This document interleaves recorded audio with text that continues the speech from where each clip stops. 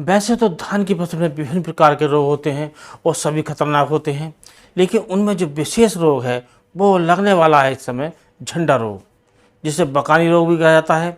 और बकानी रोग या झंडा रोग इतना खतरनाक है, यदि एक बार में हमारी जो फसल में आता है तो इससे बहुत बड़ा नुकसान कर जाता है। यदि हमारे किसान भाई इसका जो निदान नहीं करें, दवाई नहीं लगाएं, तो इससे बहुत बड़ी समस्या हो जाती है, अर्थात हमारा जो नुकसान है वो कई गुना बढ़ जाता है। और कई कई समस्या ये आती है कि लगातार बारिश होती रहती है और हम स्प्रे भी नहीं कर पाते हैं।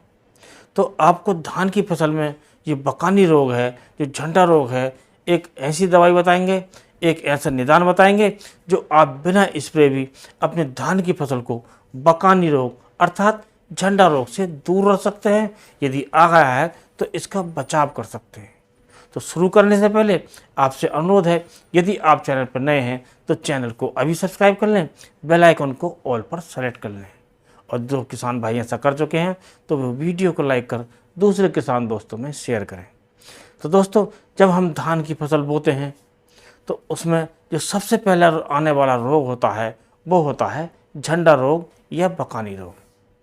कुछ किसान भाई इसे झंडा रोग कहते हैं, कुछ किसान भाई बकानी रोग कहते हैं। और ये जो अधिकतर आता है ये बांसवती किस्म में ज़्यादा आता है, अर्थात जो पतले धान होते हैं, लंबे धान होते हैं, उनमें ये ज़्यादा आता है। जो खुशबूदार धान होते हैं उनमें ये ज़्यादा आता है। और इसके आने से जो हमारे धान की उपज है 25% तक से लेकर 75% तक हमारी फसल को नुकसान पहुंचा सकता है, अर्थात हमारी जो फसल को भारी नुकसान पहुंचा सकता है। यदि हम इसको कंट्रोल नहीं करें, यदि हम इसका निदान नहीं करें, यदि हम इसमें कोई दवा का स्प्रे नहीं करें, कोई छिड़काव नहीं करें, तो काफ़ी नुकसान हमारे किसान भाई इससे झेलते हैं। तो हमें अपनी धान की फसल में झंडा रोग से अपनी फसल को बचाना चाहिए। और दोस्तों, बचाने के लिए हमें शुरू से उपाय करना चाहिए, जैसे नर्सरी से लेकर ही बीज को भी शोधन करना चाहिए। और जब नर्सरी खड़ी हो उसमें भी ध्यान रखना चाहिए, उसमें भी दवाओं का स्प्रे करना चाहिए। लेकिन इस समय जो हम बात करेंगे जो रोपित धान है, अर्थात आपने नर्सरी की रोपाई कर दी है और उसके करीब 15 दिन बाद इसका प्रकोप हमें दिखाई देता है।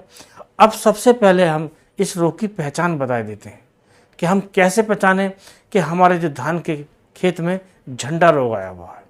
तो दोस्तों, जब आप अपनी फसल पर जाते हैं, अपने फील्ड पर, अपने खेत पर जाते हैं, तो आपको जो धान के पौधे हैं इक्का दुक्का ऐसे दिखाई देते हैं।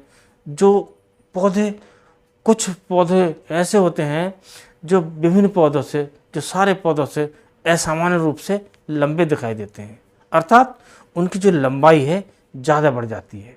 और हमारे किसान भाई सोचते हैं कि ये इसमें कोई दूसरी वैरायटी मिक्स होकर आ गई बीज में, तो बीज में कमी निकालने लगते हैं। लेकिन दोस्तों, ये बीज में कमी नहीं होती है।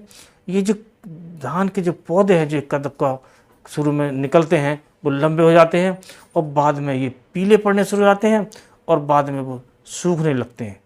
यदि ये पौधे बच भी जाते हैं तो एक तो इनमें बालियां नहीं निकलती, यदि निकलती भी हैं तो उनमें दाने नहीं पड़ते, पड़ते भी हैं तो उसकी जो क्वालिटी है इतनी ख़राब होती है कि वो बाज़ार में बिकने के काबिल भी नहीं रहते। तो इस रोग को हम बचाव के लिए हमें क्या करना चाहिए?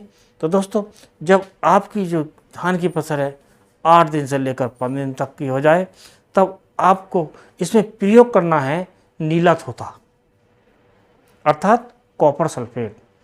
ये जो एक ऐसा तत्व है, एक ऐसी दवा मान लीजिए आप कि यदि इसका आप प्रयोग करते हैं तो आपके खेत में ये बकानी रोग आएगा ही नहीं, यदि है तो हट जाएगा, वो भी बिना स्प्रे के।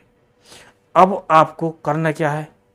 तो आपको 2 किलोग्राम प्रति एकड़ के हिसाब से जो नीला थोथा बाज़ार में आता है और जिसे हम कॉपर सल्फेट भी कहते हैं, लेकिन नीला थोथा के नाम से ज़्यादा किसान भाई जानते हैं, ज़्यादा लोग जानते हैं, दुकानदार भी नीला थोथे के नाम से आपको देंगे। ये पंसारी की दुकान में आसानी से, जो परचून की दुकान होती हैं वहाँ पर मिल जाता है। और दोस्तों, आपको इतना ध्यान रखना है कि इसका जो मात्रा आपको लेनी है 2 किलोग्राम लेनी है। और जो नीला थोथा लेना है जो डले के रूप में आता है, मोटे मोटे डले होते हैं इसके, वो आपको लेना चाहिए। एक आता है ये पाउडर के रूप में, तो पाउडर के रूप में हमें नहीं लेना चाहिए, क्योंकि उसमें हमें मिक्सिंग की संभावना ज़्यादा रहती है। तो डले के रूप में आप लेकर उससे अच्छी प्रकार बारीक कूट कर पीस कर और आप इसे मिट्टी में मिलाकर इसे पूरे खेत में एक समान बिखेर देना चाहिए। और हम बाद में यदि हम सिंचाई कर देते हैं तो ये रोग हमारे खेत में आता ही नहीं है। यदि बाद में बारिश हो जाती है, आप सिंचाई नहीं कर पाते हैं, कोई बात नहीं, नमी होनी ज़रूरी है। और इसके बाद ये जो रोग है आपके खेत में पनपने नहीं पाएगा, यदि है तो कंट्रोल हो जाएगा। और सबसे बड़ी बात है कि आप स्प्रे की झंझट से बच पाएंगे, क्योंकि बहुत से हमारे किसान भाई स्प्रे से बचते हैं, वो इसमें ज़्यादा झंझट समझते हैं।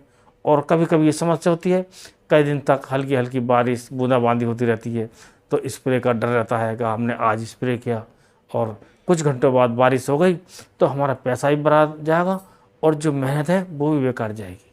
तो आप बिना स्प्रे के इसे कूट कर बारीक पीस कर अपने खेत में बिखेर देते हैं।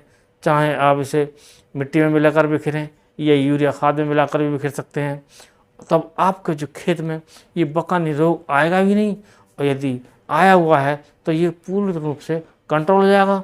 तो आप इसका प्रयोग करके आप अपने धान की पैदावार बढ़ा सकते हैं और ज़्यादा उपज के साथ साथ जो क्वालिटी है वो भी शानदार ले सकते हैं। और दोस्तों, आज की वीडियो में इतना ही। अगले वीडियो में नए टॉपिक के साथ फिर मिलते हैं, तब तक के लिए नमस्कार।